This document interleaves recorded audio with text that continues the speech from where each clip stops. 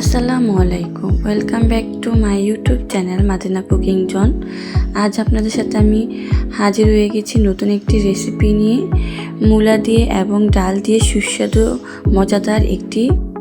মজাদার একটি ভাজির রেসিপি নিয়ে। আমি এই মূলা আর আলু দিয়ে আর ডাল দিয়ে এই ভাজিটা বাসায় যেভাবে তৈরি করে থাকি ঠিক সেইভাবে এই রেসিপিটি আপনাদের সাথে শেয়ার করব। আশা করি আপনাদের ভালো লাগবে।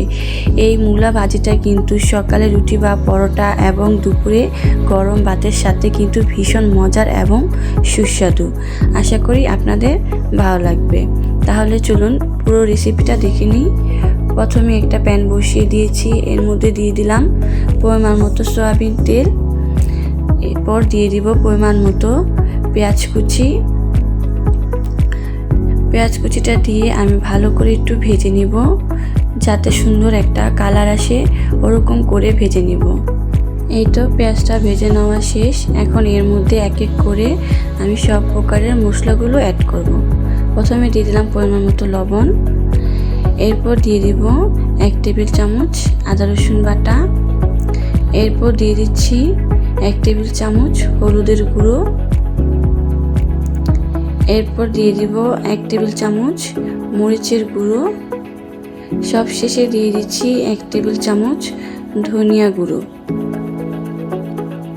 এখন সবগুলো মশলা একসঙ্গে আমি পেঁয়াজের সঙ্গে ভেজে নেব। ভালো করে ভেজে নেওয়া শেষ, দেখতেই পাচ্ছেন আমি একটু ভালো করে ভেজে নিয়েছি। এখন এর মধ্যে দিয়ে দেব পরিমাণ মতো পানিটা দিয়ে আমি মশলাটাকে ভালো করে কষিয়ে নেব, যাতে মশলার মধ্যে কোনো প্রকার কাঁচা গন্ধ না থাকে। এরকম ভালো করে কষিয়ে নেব। এই তো সুন্দর কষানো শেষ, দেখতেই পাচ্ছেন উপরে তেল ভেসে উঠেছে। আমার মশলাটা কষানো শেষ। এখন এর মধ্যে দিয়ে দিব আমি মূলা। এখানে আমি মূলা এবং আলু দুটোটাই একসঙ্গে দিয়ে দিয়েছি।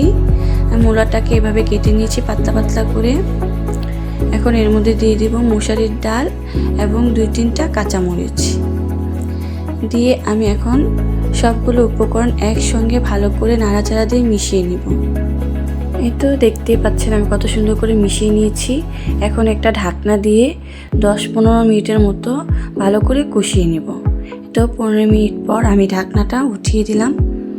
কত সুন্দর কষানো হয়ে গিয়েছে। ডালটা কিন্তু প্রায় সিদ্ধ হয়ে গিয়েছে, আলু এবং মূলাটাও কিন্তু প্রায় হাফ সিদ্ধ হয়ে গিয়েছে, দেখতেই পাচ্ছেন।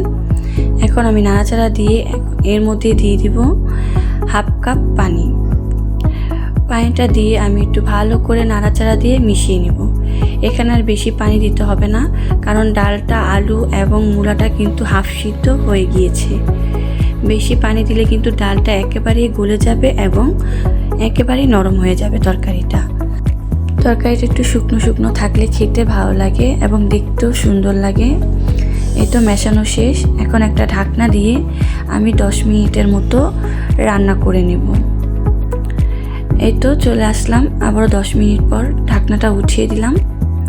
দেখতেই পাচ্ছেন কত সুন্দর পানিটা শুকিয়ে গিয়েছে এবং ডালটা ও মূলাটা সুন্দর সিদ্ধ হয়ে গিয়েছে। তো কত সুন্দর হয়েছে। এখন এর মধ্যে দিয়ে দিব ধনিয়া পাতা কুচিটা আমি পরিমাণ একটু বেশিই দিলাম, কারণ ধনিয়া পাতা কুচিটা একটু বেশি দিলে দেখতে সুন্দর হয় আর সুন্দর একটা স্মেল আসে, খেতে ভালো লাগে। এই তো সুন্দর করে আমি এখন একটু ভাজা করে নিব। ভালো করে একটু ভাজা করে আমি নামিয়ে গরম গরমই পরিবেশন করে ফেলবো। দেখতেই পাচ্ছেন কত সুন্দর এবং লোভনীয় হয়েছে, খেতেও ভীষণ মজার হবে। এই তো ভাজা করে নেওয়া শেষ। এখন আমি নামিয়ে পরিবেশন করে নেব। এই তো পরিবেশনও করে নিলাম। মাশাআল্লাহ, দেখতে কত সুন্দর হয়েছে, খেতেও কিন্তু ভীষণ মজার হয়েছে এই মূলা আলু এবং ডালের ভাজিটা। এই ভাজিটা ছোট বড় সকলেরই অনেক পছন্দ হবে। আশা করি আপনারা এই রেসিপিটি ফলো করে বাসায় তৈরি করে খেয়ে দেখবেন। আশা করি আপনাদের অনেক অনেক বেশি ভালো লাগবে এবং সকলের পছন্দ হবে। আপনাদের যদি এই ডাল এবং মূলার রেসিপিটা যদি ভালো লেগে থাকে তাহলে লাইক কমেন্ট শেয়ার করবেন এবং নতুন ভিডিও পেতে সাবস্ক্রাইব করবেন। আল্লাহ হাফেজ।